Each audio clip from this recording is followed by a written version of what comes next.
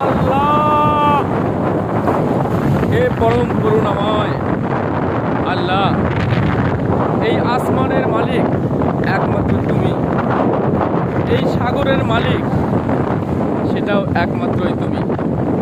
ইয়া আল্লাহ,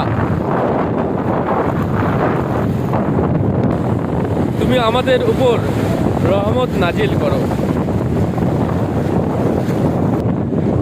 তুমি আমাদের উপর মাগফিরাত নাজিল করো, তুমি আমাদের সহায়ক হও। যে পথে চললে তুমি খুশি হও সেই পথেই আমাদেরকে চালাও।